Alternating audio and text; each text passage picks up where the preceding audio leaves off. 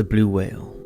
It's the biggest animal on Earth, rivaling massive prehistoric dinosaurs in both size and weight, and is the largest creature to evolve in the 4 billion or so years of life on Earth. These magnificent animals can weigh up to 200 tons, which is the equivalent of around 33 elephants, and reach up to 98 feet in length. Although despite their enormous body mass, they rely heavily on tiny crustaceans called krill to feed them, and they consume up to 6 tons of them each day.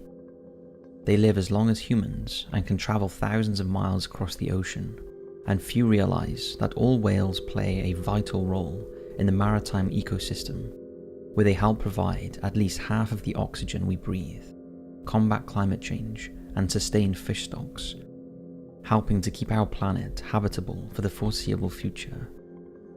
However, since the blue whale was discovered in the 1600s, there is still so much we do not know about these elusive monsters of the sea.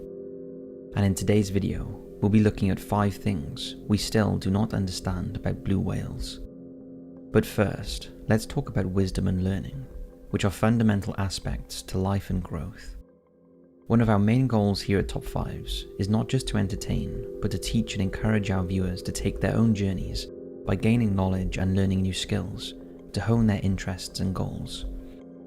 The mysteries of Earth and beyond are accessible to anyone who strives to solve them, whether that be through creativity and imagination or technical mastery. We receive hundreds of requests from people around the world asking how they can make their own projects and jump into a world of imagination and discovery. Through our partnership with Skillshare, proud sponsors of today's video, we are presenting you with an opportunity to do just that, learning about creating. Skillshare is a community for online instruction built by creatives for creatives. Skillshare offers thousands of classes for people interested in gaining a new skill, whether it be artistic or technical, covered by topics ranging from film and photography to illustration and design. You don't have to be a master at your craft either. Skillshare is made for passionate beginners and those trying new activities for the first time. Many viewers ask how they can create their own documentaries to dive deep into an untold story of our universe. And through Skillshare, we found the perfect class called Creating a Modern Cinematic Documentary Film with Soul, taught by Dandan Liu. This course gives you everything you need to start developing that top-notch documentary, but more importantly, reminds us that with all creative things, putting a piece of our heart and soul into the things we make is most important. Through our sponsorship, the first 1,000 subscribers to click the link in the description will get a free trial of premium membership, so you can explore your creativity and do something you couldn't do yesterday. And if you love it like we do, you can sign up for just $10 a month on an annual membership after the trial ends, with ad-free courses and an unlimited number of new premium lessons added each month. No more waiting. Tap into your imagination, embrace the creativity within you, and join Skillshare today. Fulfillment and discovery are only a few courses away. And now, let's get into this.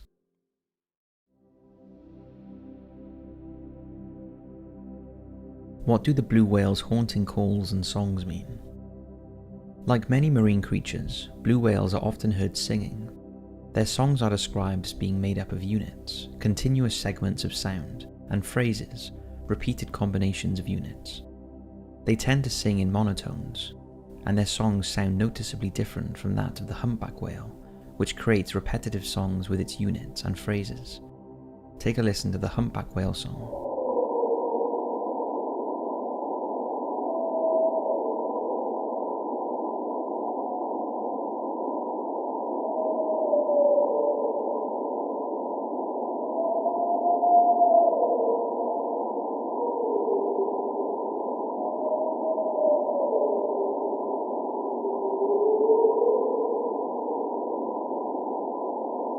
Now compared to the blue whales, which is noticeably deeper. Take a listen.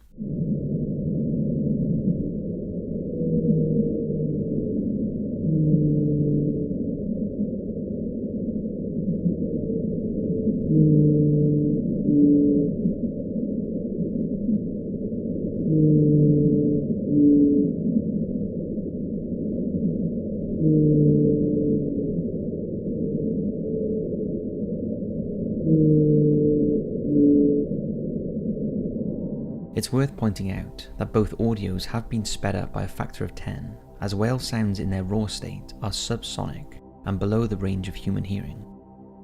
Scientists are still debating the exact use of these calls. Some experts suggest that perhaps males use song to attract females. Female blue whales are known to call, but only in social situations, and they do not sing like the males of their species do. Journalists and experts alike have wondered if their calls are used to detect canyons, seamounts, or even swarms of krill.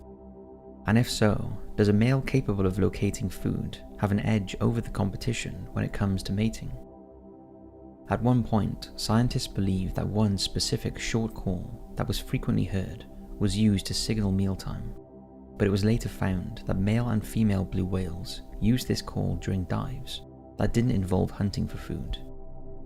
Just recently, it has been discovered that blue whales sing at the end of the day like some birds do. However, it's unknown why they do so. It appears that blue whales do not have distinctive voices, unlike the dolphin species killer whales, and it's unknown if there is any interspecies communication. Then there are the D calls. The D call is the name given to calls which are higher in frequency than some of the male-only songs, and they are generally associated with social behavior and feeding. The D call was first noticed during a rumba or mating ritual, and was at first thought only to be associated with the courtship custom. However, D calls have been recorded in nearly all populations of blue whales in social situations, such as between a mother and her calf. These calls are normally heard when another blue whale is in close proximity. Unlike blue whale songs, the D call can be produced by both males and females, so the call is not used to serenade females. During the breeding season for humpback whales, only males can sing, making this blue whale D call stand out. Experts have wondered if during the rumba, the D call is used to maintain the bond between the initial pair, or used to allow the female to express her interest in one male over the other, but it's largely unknown what the exact purpose of the call is, other than its association with socializing. Take a listen to the D call.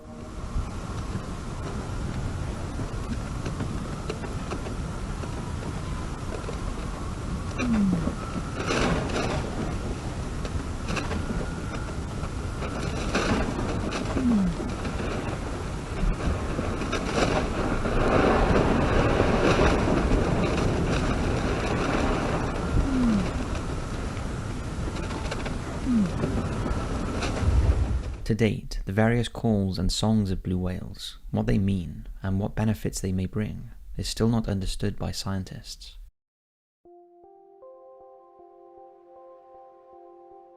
Is this the first recorded footage of a heat run? There is very little known about social behaviour and courtship in the blue whale species. These huge animals are known to mate around the autumn and winter months, and partake in an odd competition of sorts, which is often referred to as a rumba, although it is also called a heat run. During this event, two males fight over a female. They swim after her at high speeds, and often attack and ram one another. A whale photographer named W.A.R.N.G described what it was like to photograph such a peculiar yet violent event. The conflicts can be quite brutal, with whales ramming each other, pounding each other with their tail flukes, even breaching out of the water and landing on top of each other, he said. These rumbas last several hours until one of the males drops out. Afterwards, the successful couple embarks on a swim together for several days or weeks before migrating. Although this race has been witnessed, it's unknown if it ends in reproduction, as blue whale reproduction has never been seen. Blue whales aren't the only ones who take part in this aggressive ritual, however.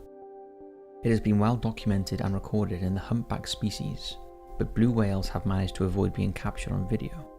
At least, that was until 2017, when a BBC Blue Planet videographer named Patrick Dijkstra captured what he believed was the first recording of two blue whales engaging in a heat run. The footage was filmed using a drone off the coast of Sri Lanka, but has led to a lot of debate. Take a look.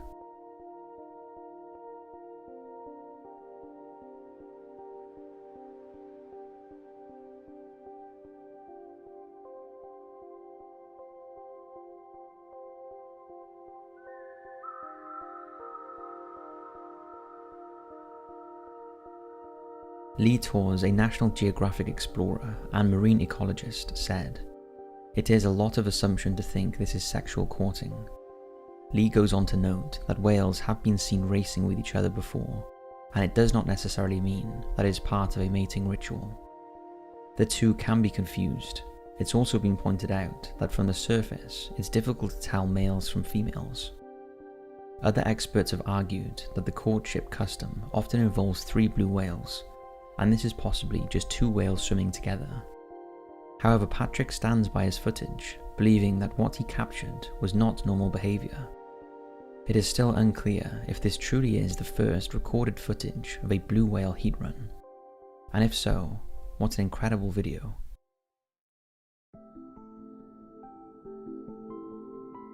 Why has the blue whale song frequency changed? Since the 1960s, blue whale researchers have been collecting recordings of the animal's song. However, it wasn't until 2001 that the change in frequency was noticed. Every year, the song's tonal frequency is falling by a few fractions of a hertz. This isn't simply a bizarre event that's happening with one group of blue whales either, but it's happening across all, from those in the East Indian Oceans to those in the North Atlantic and South Pacific. There have been several theories over the years as to why this may be happening. The first explanation was the involvement of noise pollution caused by increasing shipping traffic. Ambient ocean noise has increased by more than 12 decibels since the mid-20th century. But if the whales were attempting to be heard above the noise, it seems more likely that they'd sing at a higher pitch rather than a lower one. Another suggestion involves the recovery of the blue whale population. Since song recordings began, once the hunting of the blue whale stopped, perhaps now their population has increased, they can lower their pitch. It's possible that when there were fewer blue whales scattered about the ocean, they had to sing louder and higher so that they could reach others of their species.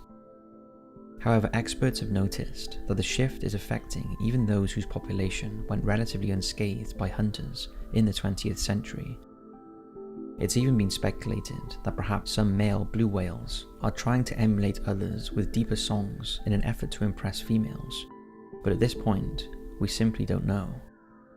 In one specific case, blue whales off the US West Coast have seen their song pitch drop by 31% since the late 1960s. This strange event is still being studied by scientists, but answers are yet to emerge.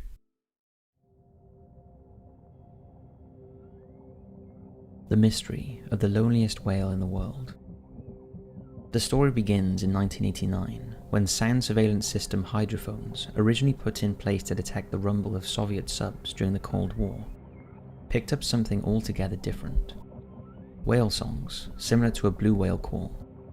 However, this sound was like no other whale call heard before. The key notes were at a frequency of 52 Hz, significantly higher than the usual blue whale call, which ranged between 10 and 40 Hz. The same sound was detected again in 1990 and 1991. Take a listen.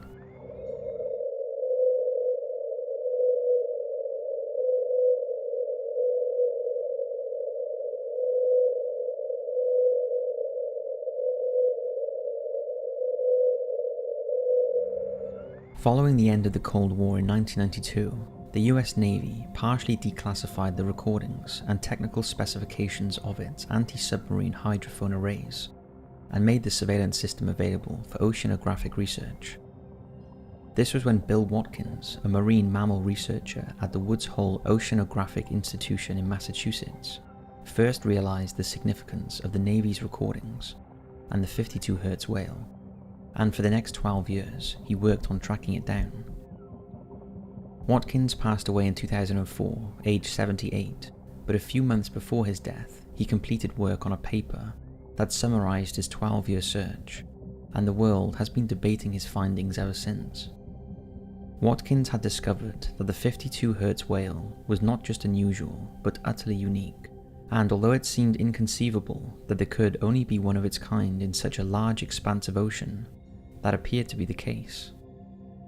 The creature's sound was detected in the Pacific Ocean every year from August to December, before moving out of range of the hydrophones in January and February. The whale was known to travel as far north as the Kodiak Islands and as far south as the California coast, swimming up to 70 kilometers a day. Its calls deepened slightly to around 50 Hz, suggesting the whale had grown or matured as time went on. Although Watkins and his team were unable to identify the whale species, it did have similar traits to a blue whale or fin whale, leading to the possibility that a 52 Hz whale is a hybrid of the two.